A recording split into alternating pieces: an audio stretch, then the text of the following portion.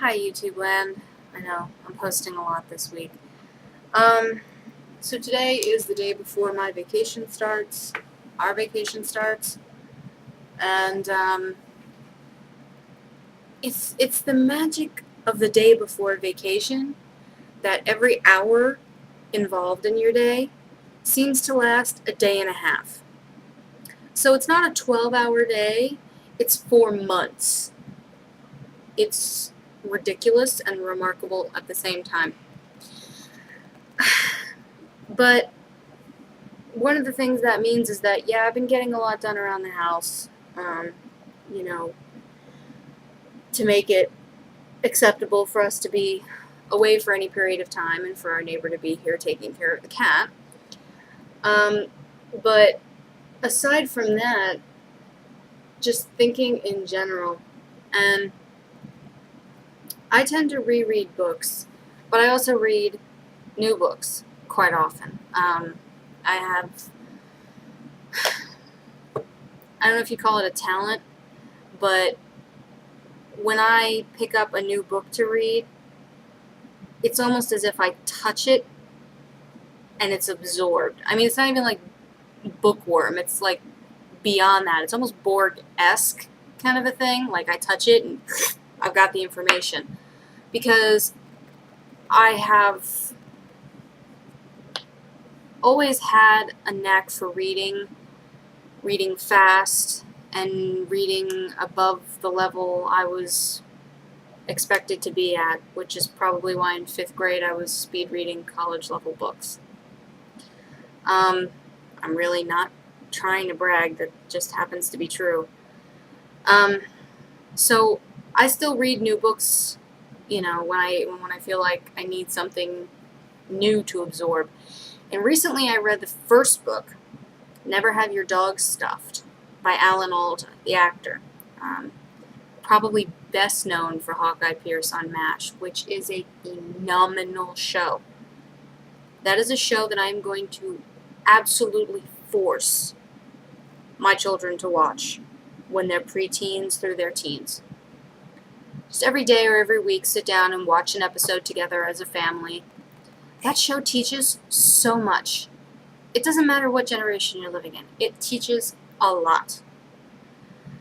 But reading a book written by a modern performer, meaning television, movie, musician, is different from reading biographical or autobiographical books of people from prior generations, especially the generations just coming into modern media from like the 1900s to like the 1960s, I'd say, when media and mass media were just becoming media and mass media.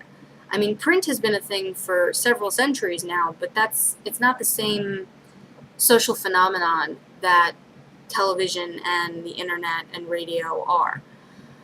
So, when you read a book by a modern performer, whatever the genre, it has a certain cadence. There is a certain tonality to what you read that you don't get with other forms of nonfiction, biography, etc. And I've always loved Alan Alda's work, what I've seen of it. I'm sure there's plenty I have no exposure to whatsoever, but what I am familiar with, I really love. And this book, I have another one of his books too, which I haven't gotten to yet. But having finished this book in about a day and a half, the cadence is damn near identical. I mean, I think a lot of people give him a lot of acting credit for the fact that Hawkeye Pierce as a character is diametrically opposite to Alan Alda as a person, who has been married to his wife for decades upon decades and was never a womanizer and was always a feminist himself, and, completely contrary to what he portrayed for 11 years on MASH. But that sense of humanity he was able to portray comes through in the book.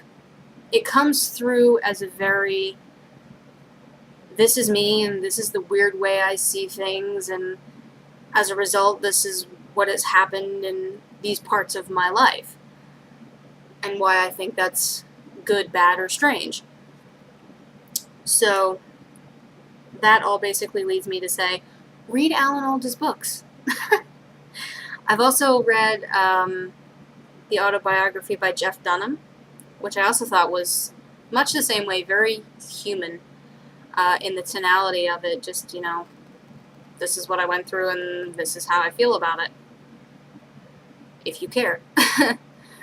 But yeah, I definitely think the book reinforced why I appreciate Alan Alda as an entertainer. I still want to read, actually, Ice-T's autobiography, which I haven't gotten to yet. I know they probably sell it at my husband's bookstore, but I don't know. I need to put together a book list for Christmas or my birthday or something. So please feel free to give me recommendations. I'd be happy to have them, though I make no guarantee whether I'll actually use them or completely ignore them. That's just true. What's the other thing I was going to say? That was the other thing. Finishing my thought from what I was saying about fans and Comic-Con on Monday. My understanding of how that process works is that the people who attend Comic-Con from a celebrity side of things are doing so voluntarily. That's not true for all of them, I'm sure. Plenty of studios will pay money for what are known as higher-end A-list people to attend these events to draw more people in, to sell more merchandise. That's how the juggernaut works. I understand that. But there are several people I follow on Twitter, a couple of whom, surprisingly enough, have decided to follow me in return. But when I have the opportunity to interact with these people, I don't want to say directly because that makes it sound personal, but if I send them a tweet and they respond to that tweet, that's how I'm defining it, directly in this sense. When I have the chance to deal with these people directly, it goes a long way in my case to reaffirm why I am a fan or an admirer, or just in general appreciative of their work. And there are some who I follow that I was not initially out to follow. I mean, it often is the case that you start following one or two people and they suggest people that you should be following. And you do minor research, a little bit of Googling, maybe you read their profile on something, and you think, we'll see how it goes.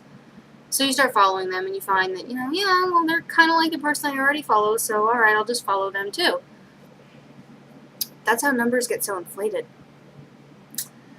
But that's happened with several people, and one of the people I follow, well, several actually, were at Comic-Con in San Diego. And when they respond, I'm not really sure how to phrase this because I don't want to name drop, but I feel like it won't make enough sense if I don't tell you who I'm talking about. Okay. I know them by their Twitter handles, and I know one of them is Bonnie Girl, which I think is Bonnie Burton, who's, I want to give bio information, but I really don't have enough of it to sound credible. Like, I know she used to work for Lucasfilms, and I know she's a blogger, and I know she does a lot of craft-related things. I don't know, like, I know in my head I can explain the reason I find her interesting and why I follow her on Twitter, but it's not coming out completely. But in any event, and then another person I follow is Adrian Curry, who I'm not, again, like, I know the bio information in my head, but I can't, like, it's not coming out. Look her up.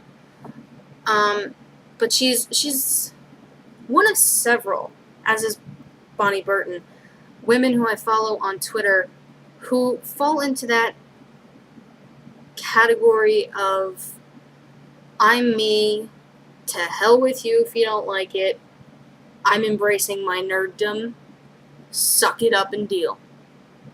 Which really is the only kind of person I'm interested in following. Not necessarily specifically related to nerd topics, but that's the same reason I follow Ice-T. That's the same reason I follow his wife Coco. That's the same reason I follow most of the Star Trek cast.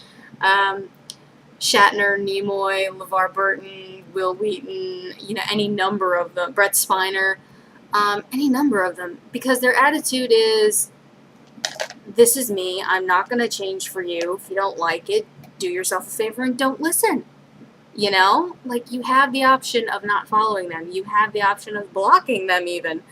You have the option of not being on Twitter. Don't bitch to people you don't like about the fact that you don't like them. No one's forcing you to be there. But those are the kinds of people that I follow for that reason. So I had tweeted something in response to something Adrian Curry had posted,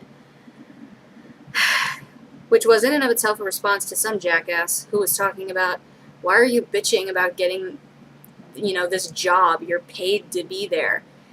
And I had responded something like, I was under the impression that it was all voluntary. And she answered what I posted, which was to the effect of, I was there for free, signing pictures I purchased and taking photos with anyone who asked for 2 hours. And it was all gratis. She wasn't paid to be there.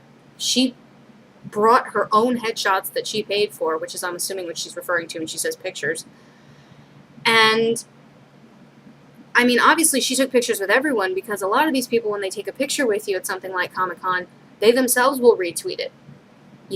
It's not just like you going, oh my god, I had a picture with so-and-so. The actual person is willing to oftentimes retweet it as like, yeah, they're telling the truth. So she answered that. And the funny thing to me was not that long after it, because I had sent that tweet to her and I think Bonnie Burton and Will Wheaton. Yeah. And Bonnie Burton then used what she'd responded to me with as an example of why she loved Adrian so much, which I just thought was hilarious for some reason. I'm not totally sure why, it just made me laugh. But it's things like that, the point I'm making. I have one. Is that things like that reinforce my fandom. If that's the right use of fan conjugation. That the people I consider justifiably worthwhile, famous, or remarkably well-known, who associate with those considered famous, my belief that they're worth the time and effort is reinforced by those kinds of interactions and situations. And I would hope that it's like that for a lot of people, but I'm a realist at heart, so I don't think it necessarily is. But whatever. So, a little bit of name dropping, but it's not like I'm saying they're my best friend or something. It's just I need to be a bit more explicit to make the point I'm trying to make. Which has managed to make me be long-winded again, she said, looking at the time counter on her video clock. So, I'm going to stop for now. I still have cleaning to do. It's magically only 3:45 as opposed to August, which it feels like in my head today has been so long. And I cannot wait to be on vacation. Spending most of 2 of those days driving to get to and from the vacation, but road trips are fun if you do them with people you like spending significant periods of time trapped in a car with. I'm lucky that my husband happens to be one of those people for me. So I will talk to y'all next time. Probably not for like a week or so, which is why I'm over-posting now. And I hope you all have a good weekend and that you don't get overheated to death like we are here in New York.